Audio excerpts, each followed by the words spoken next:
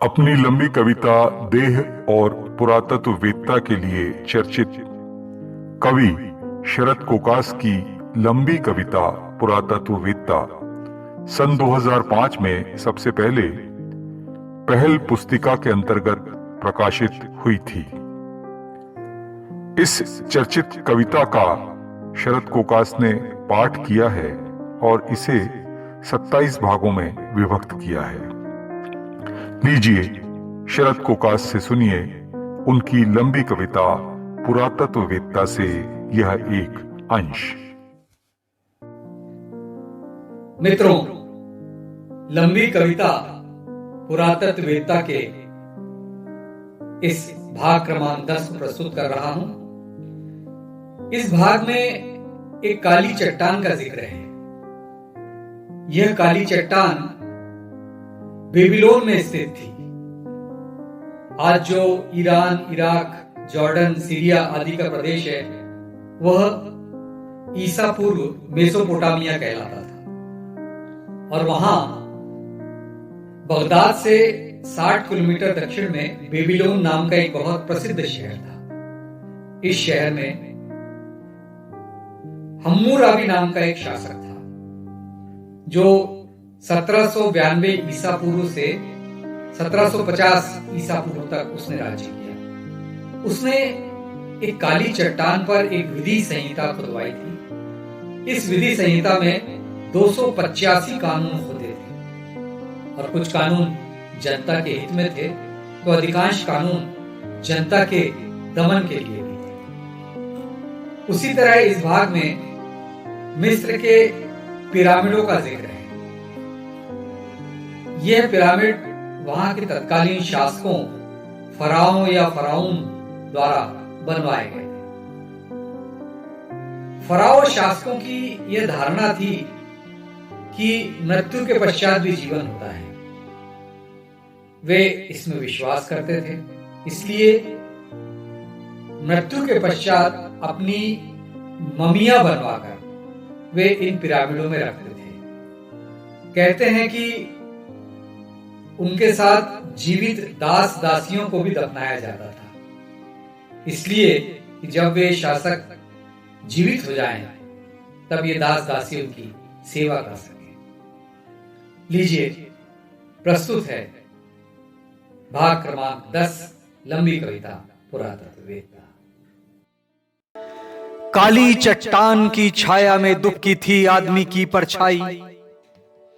सूरज की पीली रोशनी में बीमार दिखाई देती थी प्रजा।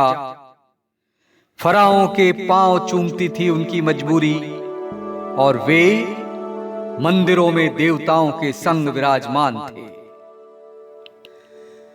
प्रियदर्शी भी वही थे और वही स्वप्नदर्शी जिनके नाम देवताओं को पसंद थे।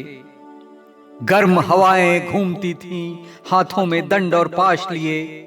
यह मृत जीवितों के देवता ओसिरिस का फरमान है, मानना ही होगा उसे, वरना सूखा चाट जाएगा, खा जाएगा प्लेग, दुश्मनों के हवाले कर दिया जाएगा। जो अवमानना करेगा कि तुम में वह ताकत नहीं जो रक्षा कर सके तुम्हारी, कि हम ही हैं जो बचा सकते हैं तुम्हारी जान और हमारी शरण में आने के अलावा तुम्हारे पास और कोई चारा नहीं। हमारी शरण में आने के अलावा तुम्हारे पास और कोई चारा नहीं। कहां कुछ बदला है यहां, कहां कुछ बदला है यहां उस नमरूद से लेकर आज तक जो खुद को खुदा कहता था और जिसकी खुदाई में खुद का नाम लेना तक मुश्किल। वही जो प्रजा को दुश्मन पड़ोसी का भय दिखाते थे, वही जो प्रजा को दुश्मन पड़ोसी का भय दिखाते थे और उसकी विवशता पर ही उनके शासन की नींव थी।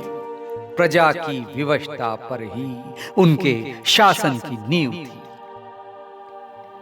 कोलोसियम में रेत पर गिरी रक्त की बूंदें चुपकर,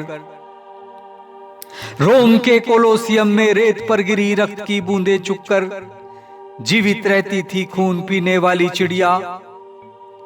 शाहजहां की आंखें तृप्त करने के लिए बरसों खेतों में सोना उगाते थे किसान।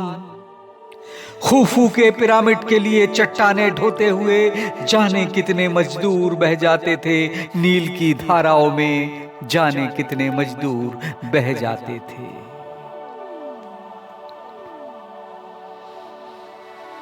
सन्निपात के ज्वर में बड़बड़ाता था सिकंदर का प्रेत। उसकी तलवार के नीचे विश्व विजय की गोल्डियन गांठ थी। गोल्डियन गांठ एक रथ पर थी और जब सिकंदर से कहा गया कि इसे खोलो तो उसने खोलने की कोशिश की, लेकिन फिर तलवार निकालकर एक ही झटके में वो गांठ काट डाली। सन्निपात के ज्वर में बड़बड़ाता था सिकंदर का प्रेत। उसकी तलवार के नीचे विश्व विजय की गोल्डियन गांठ थी। अपने वंशजों से अपेक्षाएं थी उसकी अधूरी इच्छाओं में। वहीं अपने रक्त की शुद्धता में और श्रेष्ठत्व में मदमस्त हिटलर की नाक पर बैठती थी अगर कोई मक्खी तो गैस चेंबर में ठूस दी जाती थी पूरी की पूरी प्रजा। हिटलर की नाक पर बैठती थी मक्खी और गैस चेंबर में ठूस दी जाती थी पूरी की पूरी प्रजा। रात का अंतिम पहर है ये, रात का अंतिम पहर है ये। खामोशी मौत से बढ़कर भी कुछ और, अपनी धड़कन से भी ज्यादा साफ आवाज में सुन रहे हैं पुरातत्ववेत्ता। उर की कब्र में जिंदा दफन किए सेवकों की सिसकियां।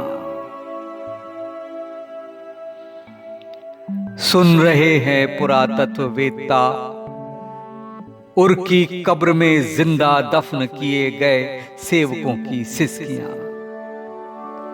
गीजा के पठार में हवा के तेज झोंकों से उड़ती है रेत। काली उदासी में सफेद सी चमकती है। बोझ से टूटे हुए जिस्म में कूले की एक हड्डी।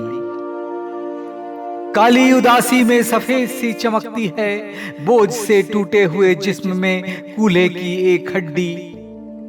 फिर नजर आती है कोई कशेरुका और बरसों पहले रेत में दबा हुआ मजदूर का एक टूटा हुआ हाथ निकल आता है।